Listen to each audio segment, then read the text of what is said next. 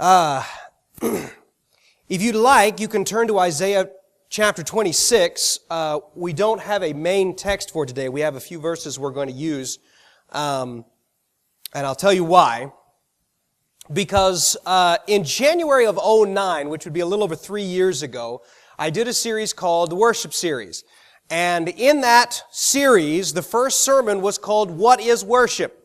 And rather than go through all of the Greek and the verse references and all that kind of stuff that I used during that sermon, which was about 45 minutes long, I just put the CD on the back table. So if you want to hear the evidence for my conclusion, it's back there. Or if you'd like, if you're savvy enough, you can go to the church's website, go to the sermon page, look for the archive, and it's in 2009.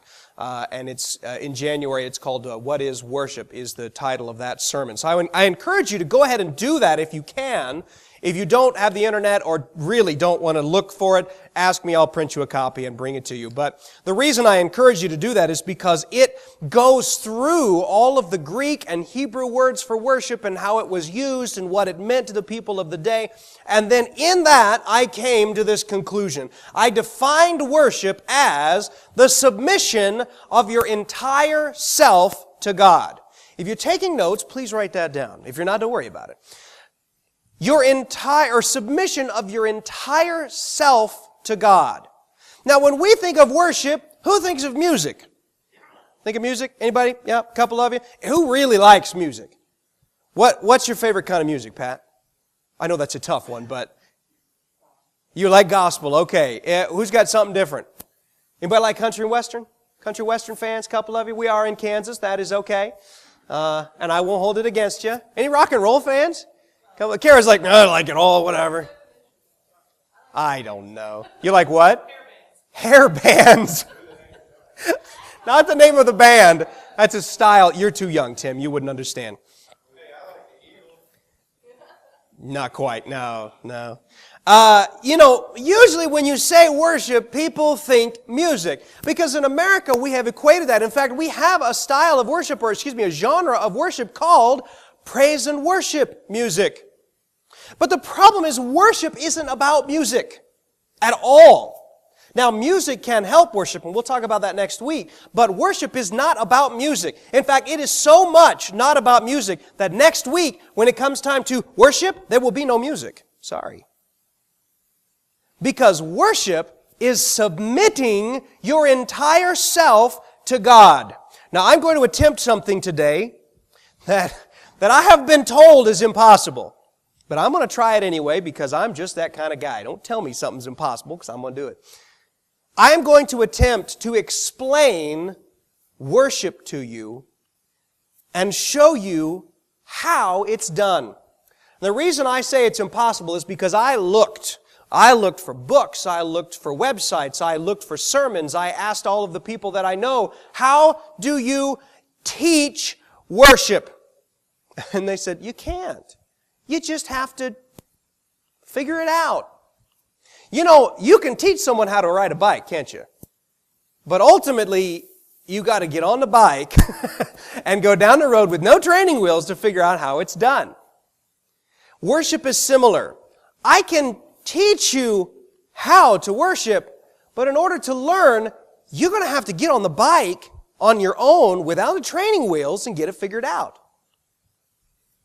In order to explain it, I want to describe worship to you in its parts.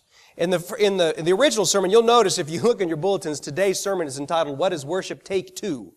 Because this is an addition, if you will, an addendum to the original sermon. But in that sermon, I described that worship is submission, and you can submit your body. That's what Paul talks about in Romans, is make your bodies living sacrifices. Okay? And that's doing the right things and not doing the wrong things. Okay? That's worshiping with your body.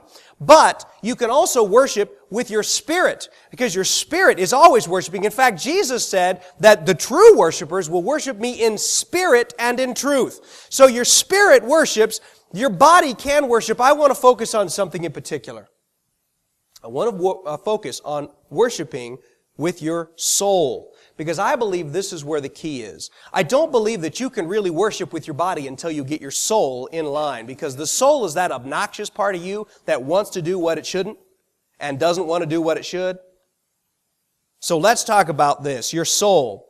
Your soul is made up of three main parts. Your mind, which is controlled generally by your brain.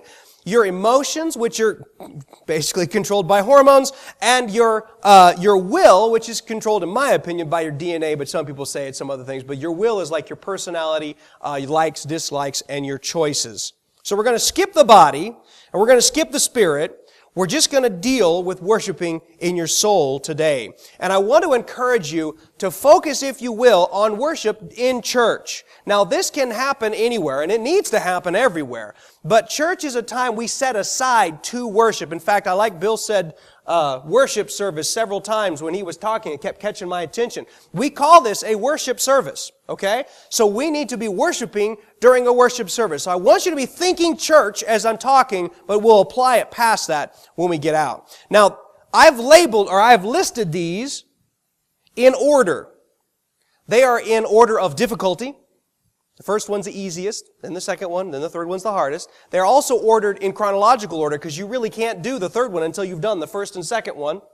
And they're also listed in order of importance. So, let's begin with the easiest, the first, and the least important. It's not unimportant, it's just the least important. Submitting with your mind. Worshiping with your mind means submitting your mind to Christ. This is what it looks like. You come to church, and all the thoughts are still running around in your head. Anybody have a stray thought going through their head right now? Anybody? No one's willing to admit it. Some of you are going, yeah, we all do that, you know. Where's Alora? Alora just bought a video game that she's been waiting a long time to get. And of course, being the huge computer nerd that I am, I hijacked it and now have an account on her game and have played it more than she has. And I tell you what, that game is so addicting that you're sitting there thinking about it when you should be thinking about something else. Anybody ever done that before? Or you've been out, working with cattle, you were working with cattle yesterday, and you work with cattle all day, and then you get home and it's still running around in your mind. Am I right? What do we call those? Ruts. That's right. Those are ruts created by repetition. So we need to, when we worship, submit our mind to Christ. Place it under Christ. That means, first of all, clearing the table of all the clutter. When you come to church, you need to clear your mind of all the distractions. That's going to be easier for some than others, but it is possible. You know how I know it's possible? Because I can do it. If I can do it, you can do it. Mr. ADD up here, who's always thinking about 8 things at once, if I can get my mind to shut up, I'm sure you can. So don't sit there and tell me, I can't do that. Yeah, you can. I didn't figure it out. If, other people can't, you can do it. Okay. The second part of submitting your mind is believing. Clearing the clutter, and then believing Him. Let me tell you what that looks like. You come to church, and you've got all the distractions, and you focus on God, and then you believe what He tells you. If He says, I love you, you believe Him. If He says, I want to bless you, you believe Him. If He says, I forgive you, you believe Him. That's part of worshiping with your mind. Submitting your mind to Christ means making your mind think what Christ thinks. You know what the Bible says? It says, you have the mind of Christ. Isn't that awesome? I love that. Sometimes I think it's not showing up as good as I want it to, but you have the mind of Christ, and so we need to submit our mind by clearing the clutter and believing Him. The next part is more difficult, and it can only happen after you've submitted your mind, and it's more important than submitting your mind, and that is submitting your heart or your emotions to God. Submitting your heart, you know what, I missed a verse. Isaiah 26 verse 3, I forgot to read this. This is the God speaking here, Isaiah speaking about God. He said, Thou wilt keep him in perfect peace, whose mind is stayed on Thee, because he trusteth in Thee. Think about that. God will keep you in perfect peace, whose mind is meditated, focused, and stayed on God, because you trust Him. You see how that works? When you trust Him and you focus on Him, your mind is stayed on Him, and you get perfect peace. Well, you can't worship without peace. You can't. And that, it's one of the reasons why I like loud music. I don't like it as loud as Kara does, but one of the reasons why I like loud music when I worship is because I can't hear anything else. Because I sleep with a fan on, because I'm easily distracted. I'm easily, my mind, it wants to think about everything else. And so when I am worshiping, I like to have the music loud so that I can't hear somebody talking next to me or, anything like that. Okay, the next one, submit your heart. Just like clearing your mind of clutter, your heart is the same way. When you submit your heart to Christ, that means clearing the clutter, clearing out the fear, the anxiety, the jealousies, the bitterness, the unforgiveness, getting rid of that, if nothing else, shove it to the side. Okay? You may not be able to resolve that issue at the moment, but that's okay. At least clear it to the side. Make your heart feel love towards God. Clear out the clutter of all the emotions that don't belong and shouldn't be there, and place love on that table. Now, there's a great country and western song, "You Can't Make a Heart Love." Anybody know that song? Isn't that, I should have written the lyrics down. I can't make you love me if you don't. Nobody knows. Okay, anyway, it's I don't remember. It was in my DJ days. I only played country and western music when it was requested. I will. I didn't sing it. I just said it. Anyway. And we have this idea that our heart just feels what it wants. And it's just going to feel what it wants and you can't do anything about it. No, that's not true. You know how I know that's not true? Because I'm an actor. And we are trained to feel things there are no stimulus for. So it's possible. You can make your heart feel something it doesn't. You come to church and you're upset about something, or you're mad at your spouse who's sitting next to you, or you're frustrated with your kids, or you're frustrated with your life, and you come and God's standing right there and says, "Love me." You say, "I'm sorry, God, I don't feel love." Fix that. You can. I'll show you how next week. I'm sorry, it has to wait till next week for time purposes. So submit your mind. The second thing is submit your heart. The third one is the most difficult. It is the most important, and it has to happen last, because you can't do it until you've submitted your mind and your heart, and that is submitting your will to Christ, placing your will under Christ's will. And that means basically, let me read it here, wanting what God wants. You can make yourself want something you don't want. Did you know that? You can. Our minds are amazing. We can train ourselves to do just about anything. I mean, think about people who were in the military trained to kill. And that person doesn't want to kill. How do they do it? They train themselves to do that. We can train ourselves to want what God wants. And that means both during worship and after worship. So while you're worshiping, if God says do this, you do it because you're submitting your will to Him. That's why this one's the most difficult. And then when you leave the church service and go into your life and God says do this, you submit your will to Him and do it. So you submit, place yourself under. You start with the mind, then you submit the heart, then you submit the will. In Luke chapter 10, verse 27, Jesus said, He answered the people saying, "Thou shalt love the Lord thy God with all thy heart, and with all thy soul, all thy strength, and all thy mind." We're not just supposed to love God with our minds. We're not just supposed to submit our minds to Him. We're supposed to submit our heart to Him. And then in 8 chapter John chapter 8, verse 26, Jesus said, "I have much to say about you and much to condemn." He's talking to the Pharisees. "But I won't, for I only say what I have heard from the one who sent me, and He is true." Even Jesus submitted His will to the Father. Even Jesus did that. Can you imagine Jesus standing there, these smart aleck, uppity, full of themselves Pharisees are talking bad to Him and about Him, and He's like, "I got a lot to say in condemnation of you," but He didn't say it because God didn't tell Him to. We need to submit our will to God, and that is worship. So, clear your mind of clutter and believe God. Clear your heart of clutter and love God and want what God wants. That's worship. Now, what does that have to do with music? Nothing. Because worship doesn't have anything to do with music. Does this happen in a church? Yes, it can. In fact, we come to church in order to worship because church is a place that we come to get ourselves focused on God, to get our hearts loving on God, and to get our wills submitted to God. But this can happen anytime, anywhere. You can take time to do this. Now, some people say, well, I just worship God with my life. Everything I do with an act of worship. And so I'm going to the grocery store worshiping God, and I'm buying groceries, worshiping God. And then I'm going to go home and cook for the kids. I'm worshiping God. No, I'm sorry, you're probably not.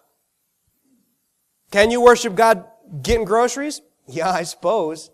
But let me tell you what's probably going on. You're thinking about God. You may even be praying. But worshiping is taking time. Worshiping is taking time out to just focus on God with your mind, your heart, and your will. In fact, you can have a church service without worship. I hate to say it, but a lot of churches in America, that's all that happens. People come to church, they shake each other's hands, they sit in the chairs, they sing the songs, they give the offering, they take communion, they listen to a sermon, they go home, and they never took a second to think about God. Or even feel about God, much less submit their will to God. And they go home unchanged. I don't call that a worship service. I call that a club meeting. Because you can do that in anything. Now, worship is spiritual. Because Jesus said we will worship in spirit and in truth. But let me show you something interesting about it. When you worship, it affects your soul. It changes who you are. Maybe just a little bit, sometimes a lot.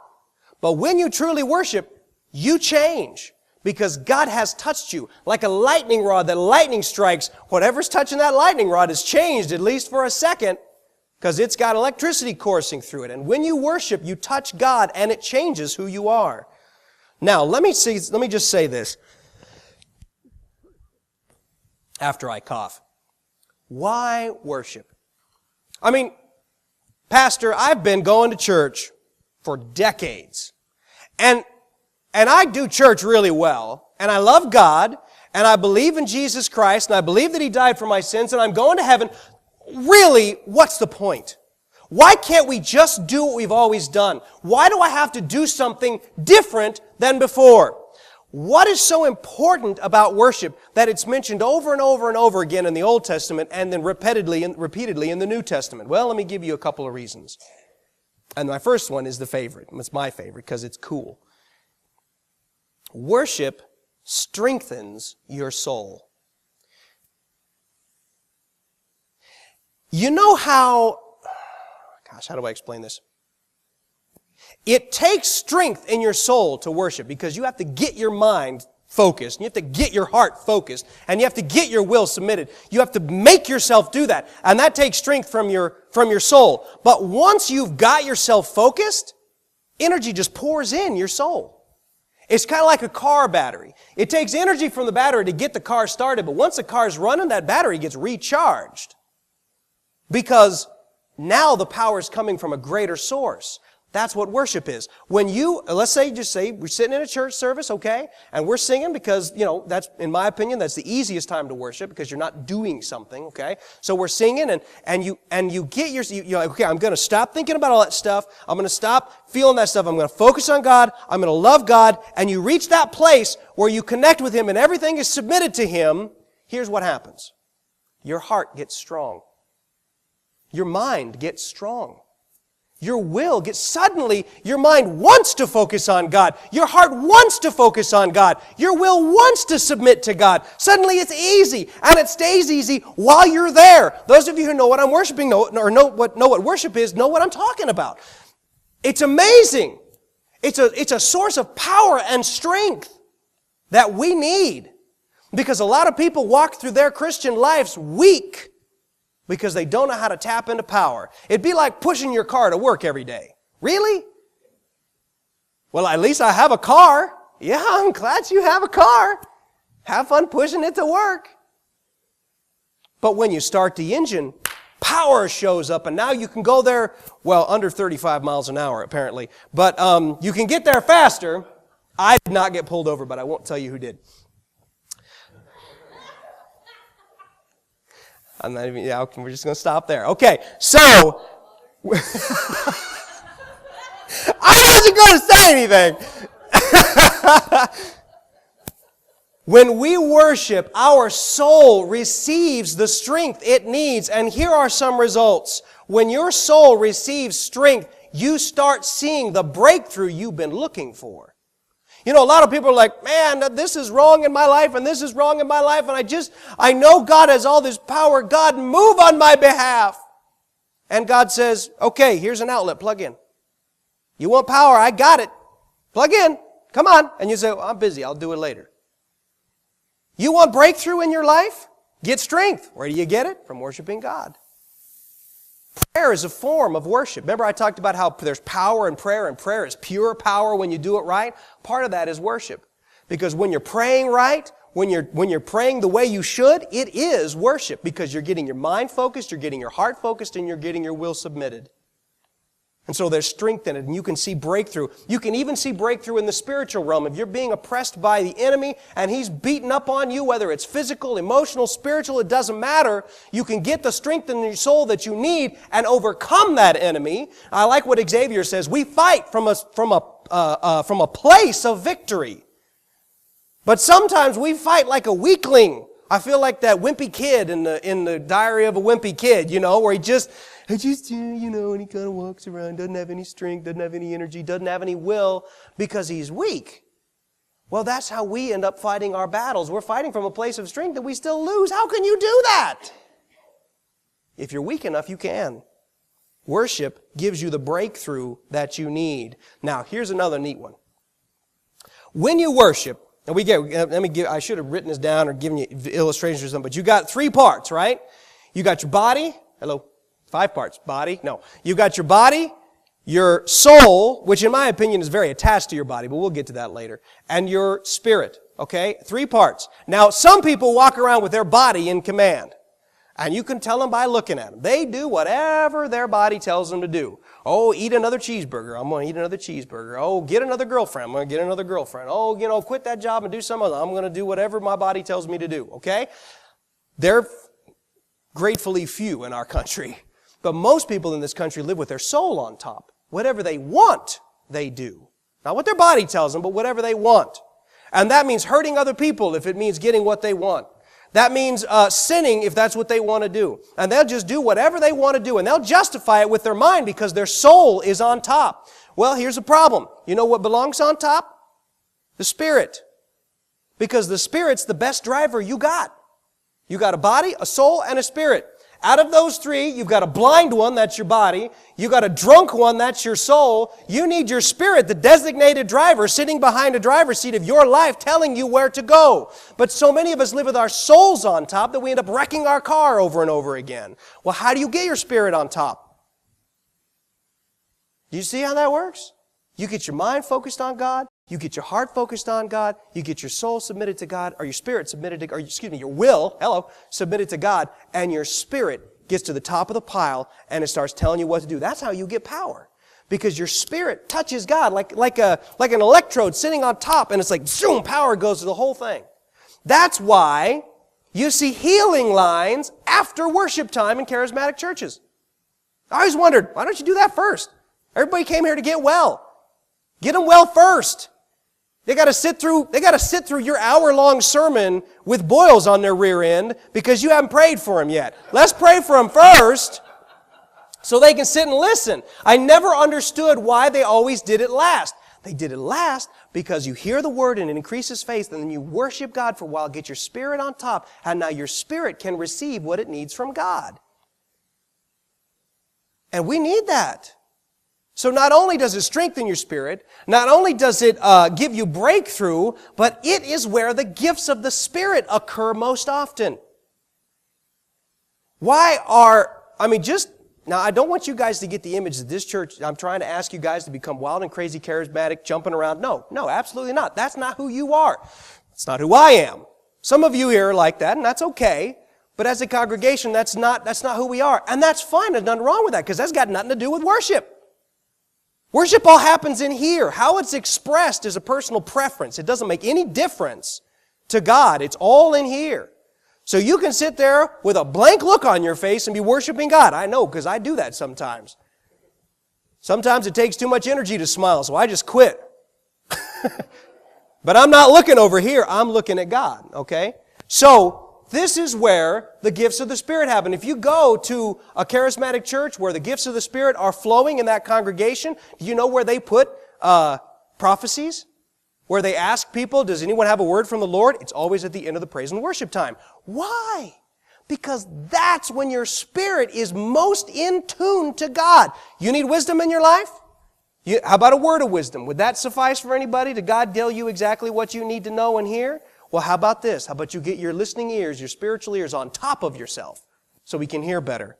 Now, God can speak to you wherever you are, and He has. But if your body's in charge, sometimes He's got to appear to you to get your attention. If your soul's on top, He's got to get to you through an understanding or logic or something like that, an emotional experience. But if you really want to see God move in the Spirit, then you need to get your spirit on top, because that's where God is. And I like that.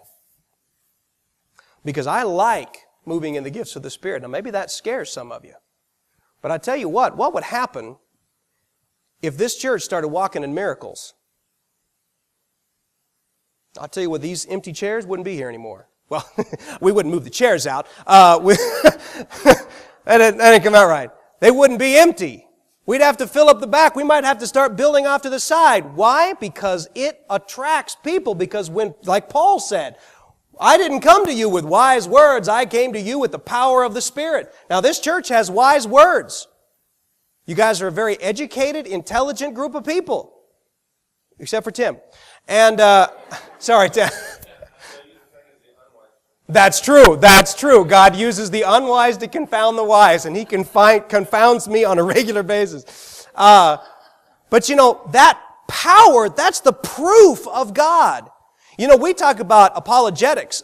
Those of you who don't know what that is, that's not saying I'm sorry. Apologetics is explaining the gospel to unbelievers, explaining Christianity. C.S. Lewis was an apologist. Who's that? Ravi Zacharias is an apologist, things like that. When we talk about an apologist who tries to convince people of the truth through logic, that's good. Some people won't reach it any other way. But if you really want to prove God, have a miracle.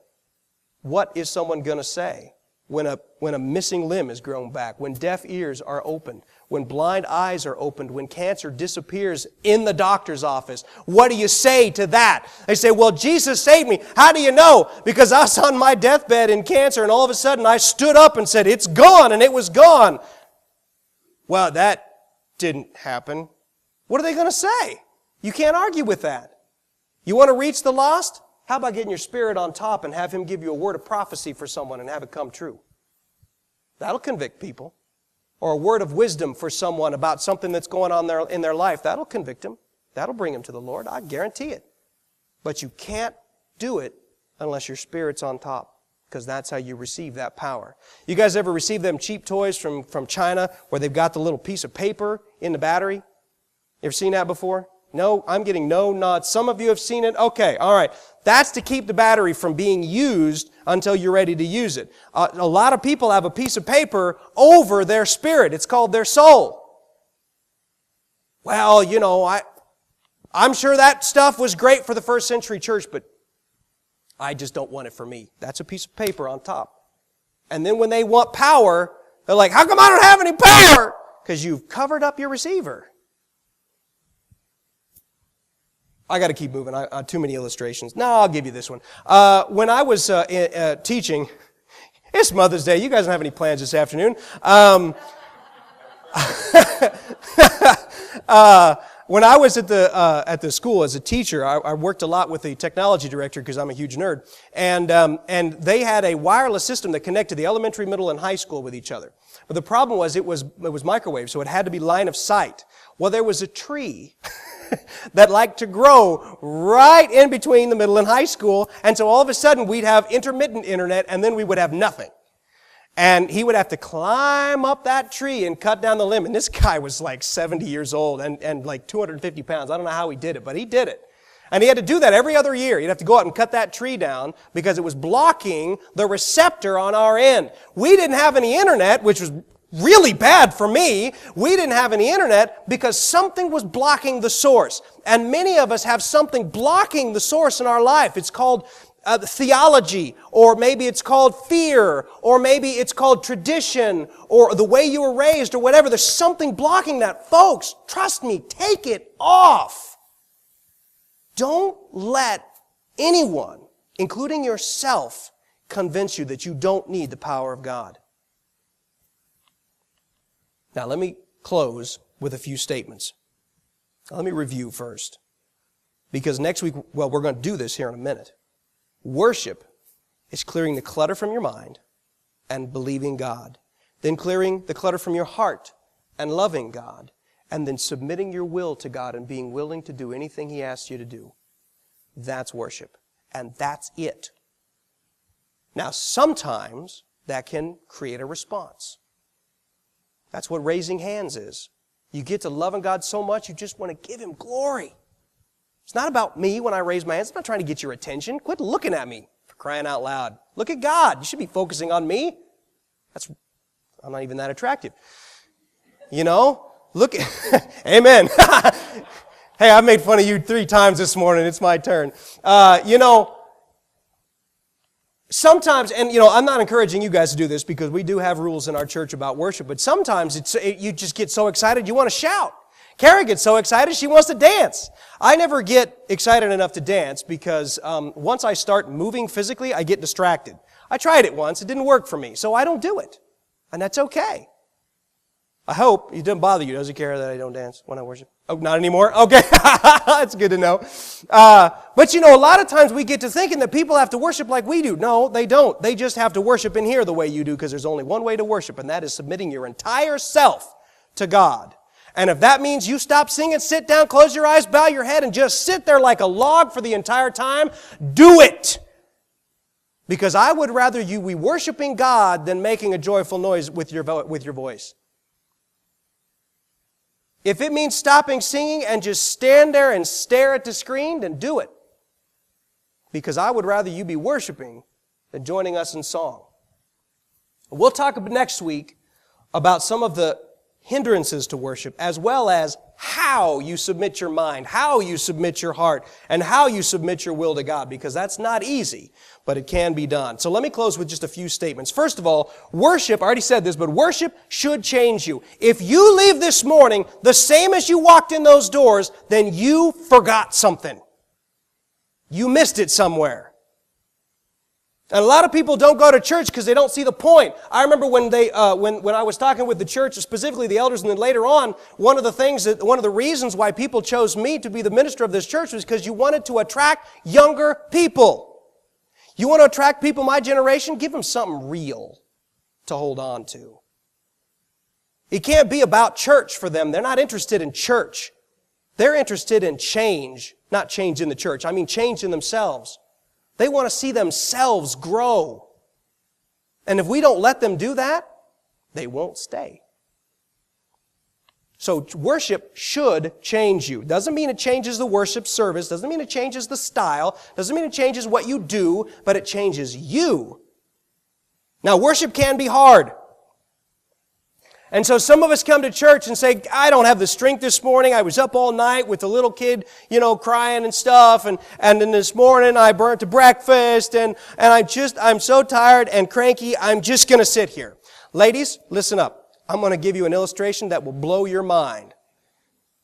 Especially you two, since you just learned this stuff. What would happen if, don't look and try to figure out who I'm talking to. What are you guys doing? They're all like, who's he pointing at? What would happen if you came home and you were really upset about something and you weren't quite sure why? I'm talking to the ladies now, not the guys, because we always know why we're upset. And, you come home and you're all upset and you say, honey, can I just talk to you for a little bit about something? He's like, yeah, sure, because he's a nice husband. You sit down and you're talking and you're expressing. Then you look at him and he's like staring off into space. And you say, are you listening? And he says, oh, no, not really.